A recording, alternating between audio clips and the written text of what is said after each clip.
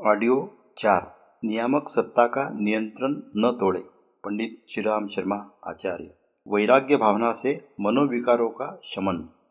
वैराग्य भावना में निस्संदेह बड़ी शक्ति है। बुरे से बुरे संस्कार वैराग्य के बादलों से घुलते देखे गए हैं। कामासक्त तुलसीदास, दुष्ट दुराचारी वाल्मीकि, हिंसक व्याघ्र जैसा अंगुलीमाल जैसे व्यक्तियों के हृदय में जब वैराग्य भावना का प्रवाह उमड़ा तो उनके जीवन की धारा ही बदल गई। सारे के सारे संत, महात्मा और महान पंडित बन गए। विचार, भाव तथा क्रिया में अत्यंत सूक्ष्म ग्रहणशीलता रखते हुए सांसारिक विषयों के प्रति निरपेक्ष बने रहने का नाम वैराग्य है। संसार में राग द्वेष के बंधनों से मुक्त होना ही वैराग्य है। यह भी कह सकते हैं कि वैराग्य उस व्यवस्था या स्थिति का नाम है जब मनुष्य की चित्त वृत्तियां विभिन्न भावों से हटकर चिर सत्य की ओर जागृत हो। इन भावनाओं की शक्ति और सामर्थ्य की था पाना निश्चय ही कठिन बात है, क्योंकि जिस किसी के जीवन में भी इन भावनाओं का उदय हुआ, उनका तीव्र उपहास और सांसारिक विषय विकार कुछ कर नहीं पाए। षट विकारों के शमन का भी श्रेष्ठ उपाय वैराग्य भावनाओं को ही मान सकते हैं। वैराग्य द्वारा ही सात्विक कार्य संपन्न होते हैं। वैराग्य का अर्थ है त्याग, समर्पण, विवेक और सत्य के प्रति श्रद्धा की अनन्य भावना। इस वैराग्य में वह संपूर्ण शक्तियां सन्निहित है जिनसे मनुष्य अपने जीवन में संतुलन बनाए रख सकता है। काम, क्रोध, लोभ, मोह, मद और मत्सर, इन विचारों को काबू में रखने का सरल और प्रभावशाली मार्ग यही है कि जब कभी ऐसे आवेश आए तब उन्हें दूर हटाने के लिए वैराग्यपूर्ण चिंतन करने लग जाए। तभी आत्मग्लानि और शरीर, मन तथा वाणी के शक्ति विनाश से बच सकते हैं। तभी तत्परतापूर्वक अपने जीवन लक्ष्य की ओर बढ़ते रह सकते हैं। षट विकारों में वासना का प्रहार सबसे अधिक तीव्र और मन को हिला देने वाला है। जब यह भाव मनुष्य के अंतरंग में प्रविष्ट हो जाता है तब उसकी शक्ति और भी बड़ा रूप ले लेती है।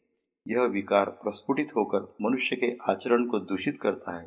इसीलिए इससे बचने के लिए आध्यात्मिक चिंतन, मनन, पूजन, कथा, कीर्तन, प्राकृतिक दृश्यों से अनुराग, भ्रमण आदि अनेक साधन काम में लिए जा सकते हैं। पर इतने से यह आशा नहीं की जाती कि आपका आवेश रुक गया या आगे फिर कभी न उठेगा। अंतर्गत प्रसुप्त कामुक चेष्टाएं संयोग पाते ही उठ खड़ी होंगी और इच्छा न होते हुए आपको विभ्रमित करने लगेगी।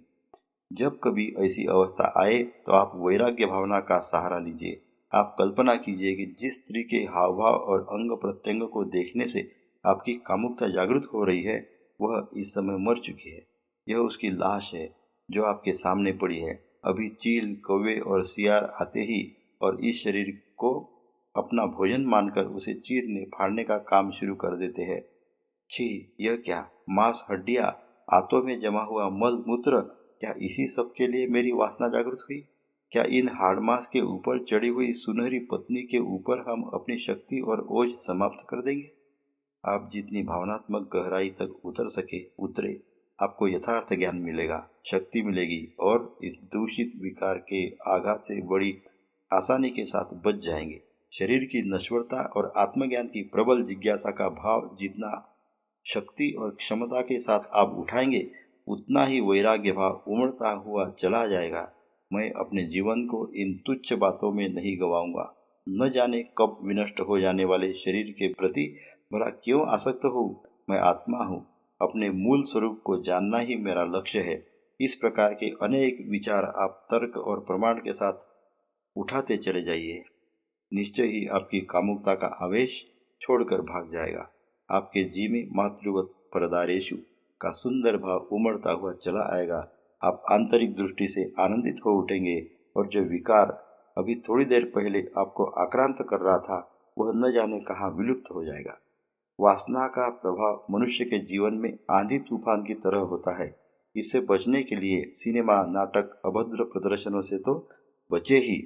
बुद्धि, विवेक और सदा सद्विचार भी ठीक रखे और इसे वैराग्यपूर्ण भावनाओं के द्वारा भी निवारण करे। क्रोध की अवस्था भी ठीक ऐसी ही होती है। संसार में ऐसा कोई भी पाप नहीं जो क्रोधी व्यक्ति न कर सकता हो। क्रोध को पाप का मूल कहकर पुकारा जाता है।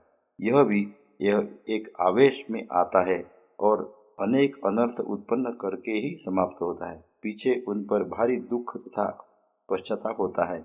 इससे बचने के पूर्व अभ्यास के रूप में प्रेम, स्नेह, आत्मीयता, सौजन्य, सहिष्णुता और उदारता आदि भावों को विकसित करे तो ठीक, किंतु यदि फिर भी कदाचित ऐसा अवसर आ जाए तो आप पुनः वैराग्यपूर्ण भावनाओं का स्मरण कीजिए।